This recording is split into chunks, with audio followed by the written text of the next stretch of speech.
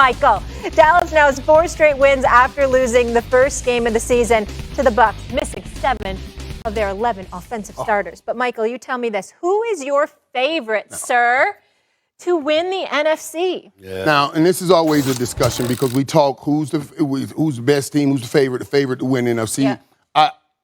I do believe when you start talking about going through the playoffs that you got to start considering that playoff experience and who has played like that, who's come through in the clutch all the time. And Tom Brady has certainly all the time come through in the clutch. So I would have the Bucs there because of that, and you're seeing what he's doing right now with Tom Brady. Oh my God, where he played yesterday was incredible. Man, at 144 passer rating. I don't even know how high passer ratings go, but I don't think they go much higher than 144. You know, coming off of what happened in New England.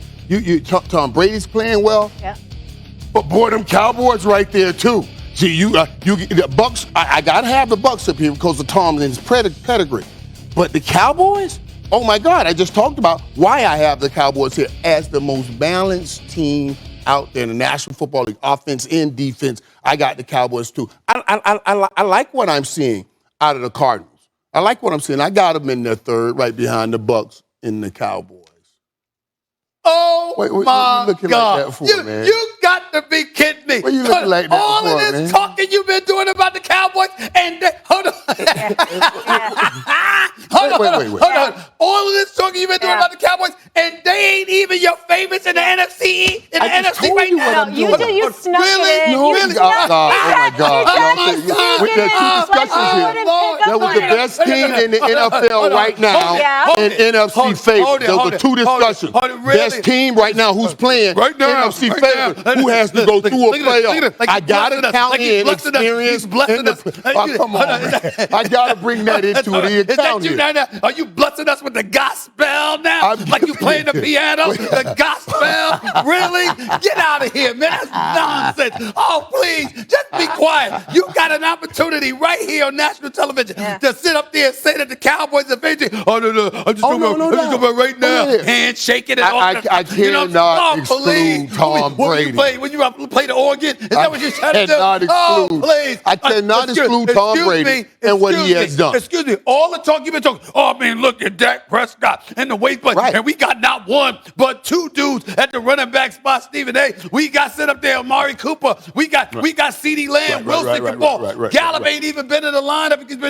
He'll be back. Excuse me, you said all of that. And then you talk about Trayvon Diggs. Look at that, brother, the other Diggs. All right. And we ain't talking enough about Diggs today. All I'm trying to say to you is this. You talking all of that stuff, and you can't even pick the Cowboys as your favorites in the NFC? They 4-1. Really?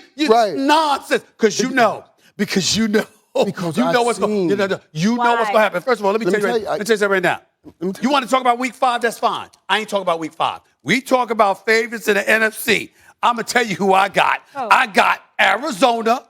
I got Tampa Bay. Matter of fact, I'll put Tampa Bay first and then Arizona, even though Arizona's undefeated. I'll damn sure put them before the Cowboys. I'll damn sure put them before the Cowboys. Excuse me, because of Kyler Murray, because of DeAndre Hopkins, because of AJ Green. Tampa first? Why you got Tampa first? Because to me, I never deviated from Tom Brady. I never deviated from Tom Brady. You are. So hold on, wait a minute. I got Aaron Rodgers, because let me tell you something right now.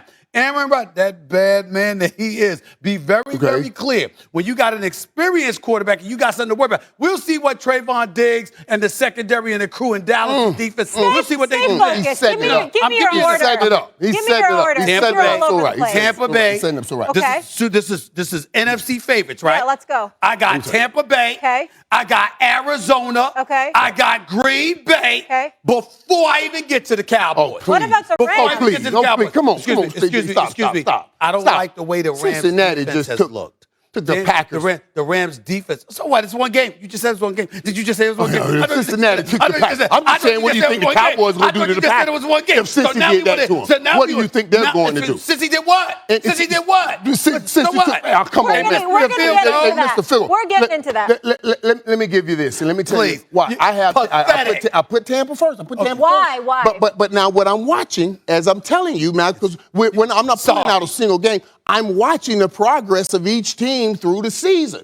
And right now, I'll still leave Tampa there because of Tom Brady, but because of how Cowboys played them in the first game, the game you want to throw out for every other team, the Cowboys stood up and showed up and played them to well, why don't you call the Cowboys your favorite then? Why don't you call them the favorite well, why not? Because their defense is definitely it don't matter who starts out winning the race. Didn't we not learn last year from Tom Brady and the Bucs that it doesn't matter who starts out winning the race, Rabbit? You just gotta finish the race. You gotta finish the race. In the Cowboys, it's how well you finish, and they're moving great. I like this. That's how you got to see it. Right now, he's how you got to see. He's separating himself. You have to see if you can build the champion. Tricks for kids. Yes, he's making it. He's separating himself from the Cowboy fan base. You so busy focusing on trying to question me. You haven't caught his hypocrisy. Let me tell you what his hypocrisy. Let me tell you what his hypocrisy is. Oh, let me see where you're going with this. Let me see. I already know. We are sitting across from a 3-time Super Bowl champion, right? How did the Cowboys win those Super Bowls? Big plays. No. We moved the ball now. You moved the ball. We ran the ball. You ran the football. Right. Last year against these Buffalo Bills, the Buffalo dared them to run the football. What did they do? They ran it. Last night, they ran it about 12, 13 times. Clyde Edwards-Helaire had the ball 7 times. Okay, so you're trying to fling the football. You didn't engage in ball control, moving the chains, exercise patience. You know why? The Buffalo Bills sat on the field last night daring you to run the football. What they did was say, it's not about winning. We want to win our way, as opposed to winning the way that was made available to them. When you get behind, you can't do that. Time out.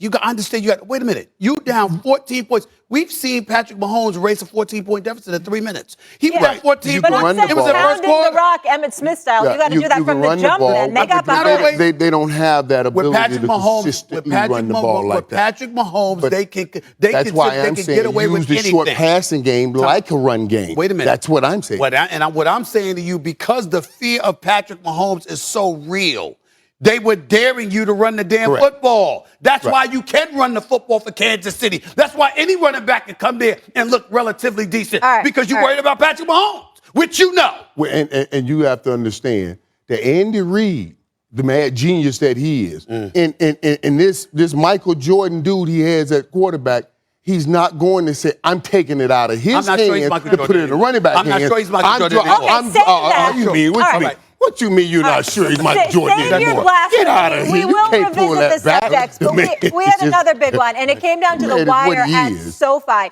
Justin Herbert and the Chargers showing they can rally in these big games. Herbert had his record 11 300-yard game, 398 yards passing, and tied a career high with 4 touchdowns as the Chargers rallied for a 47-42 victory over the Cleveland Browns. This game saw 1 tie and 8 lead changes, 4 in the final 15 minutes when the teams combined for 41 points. On the other side, Baker Mayfield, his 10th 300-yard passing game. Here he is.